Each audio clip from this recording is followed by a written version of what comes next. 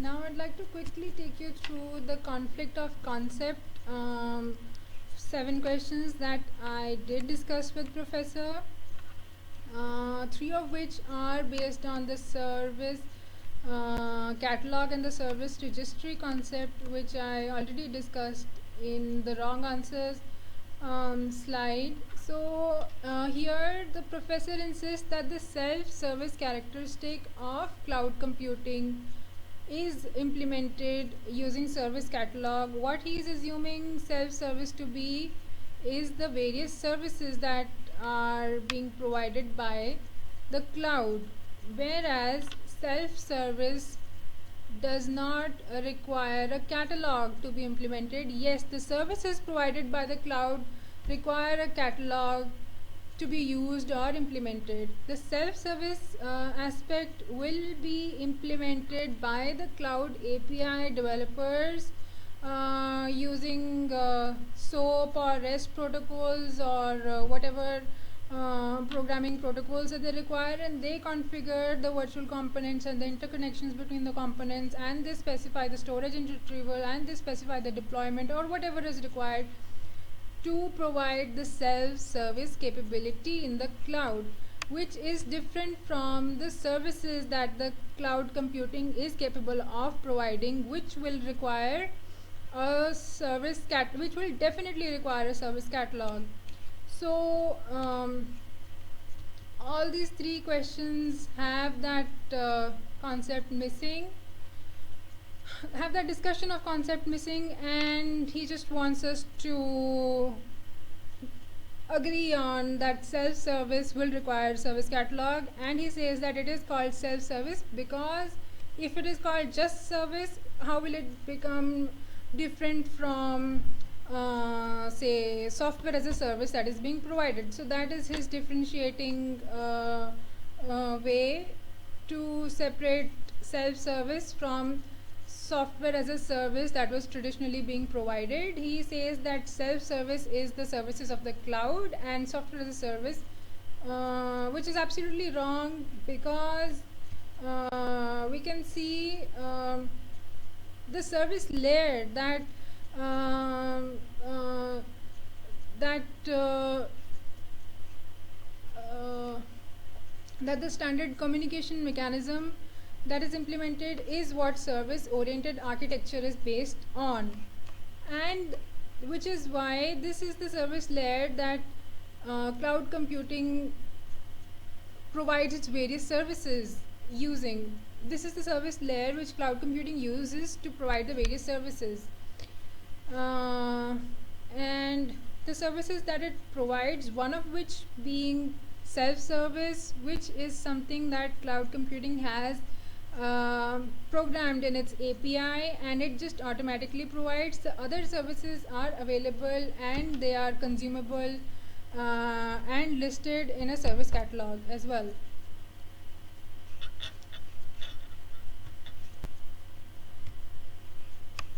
So again, the highlighted region in the architecture which gives the evidence of self-service is taken as service catalog over here, but the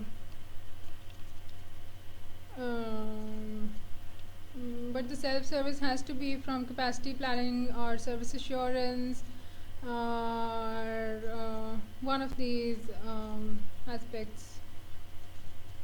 So other questions are, when I was discussing this question, professor asked me what is this layer. So I said it is virtualization.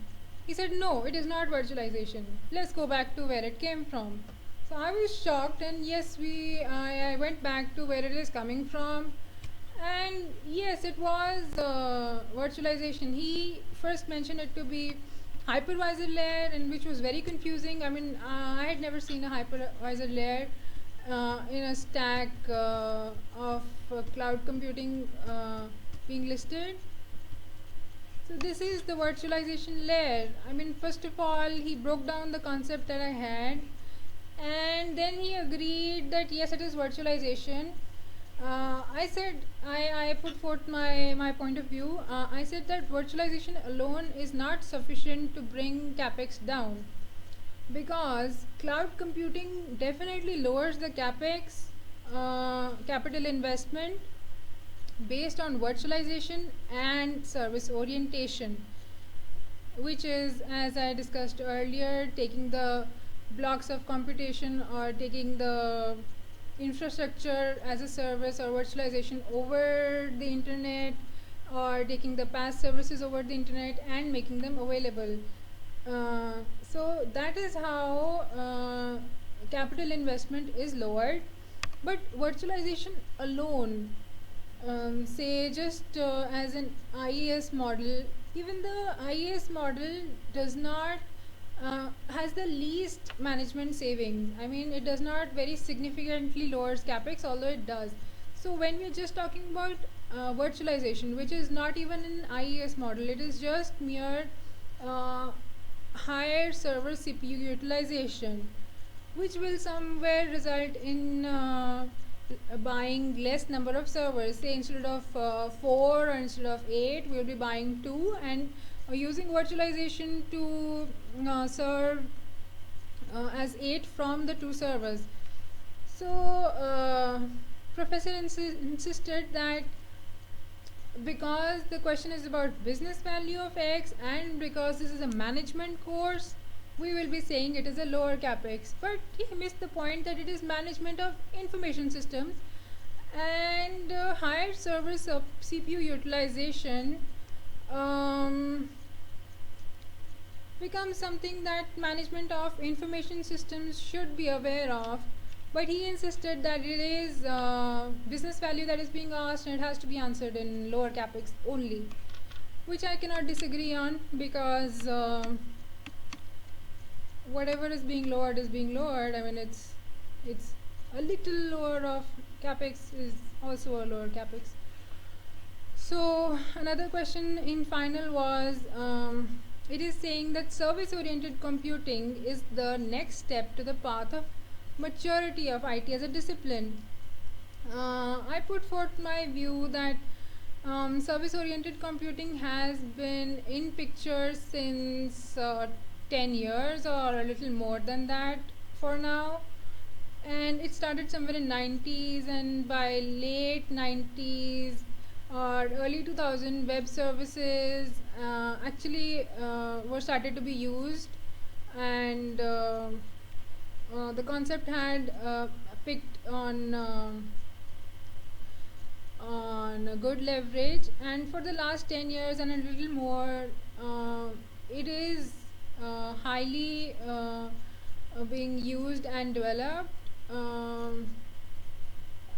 Earlier there were web services and the facilities that it provided. Now cloud computing has emerged, and it is providing vast number of services. So to call something that has evolved quite majorly, I mean, cloud computing is, as discussed in the hype cycle, in the trough of disillusionment in 2014, that is this year, which is about to end now. So the other option, which is degree of services associated with the product produced by a company. I assumed it to be a computing or a IT company, and the degree of services meant like uh, um, service of not just mere IT products, but also their automation, their management, their security, their on-demand service.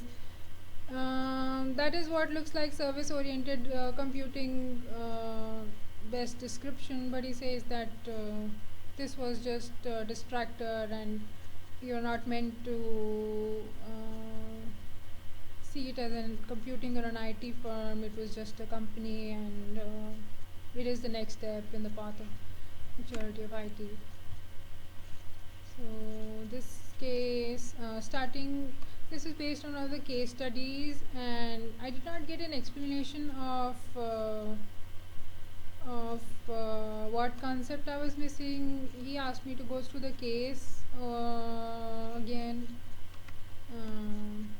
and for this one, it my point was that in one of the slides he had given enterprise architecture which had layers like IT application, IT integration platform, and IT architecture products, IT infrastructure, which all look like implementable features. But he said that this slide was not on the syllabus, and we were supposed to answer this question only from the slide that the earlier question was based on, which is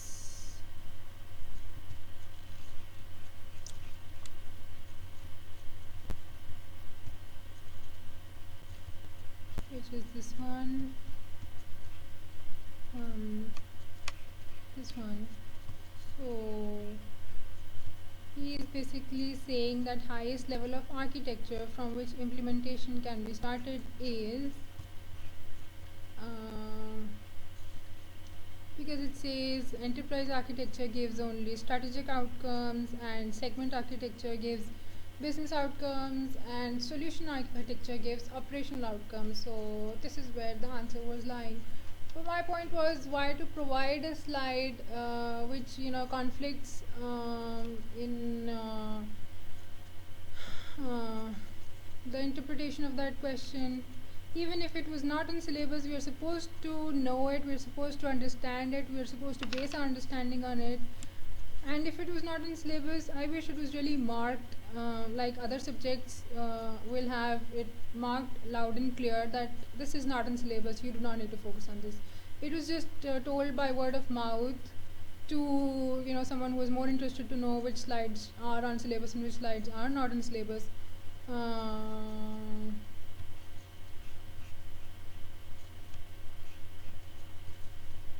Thank you.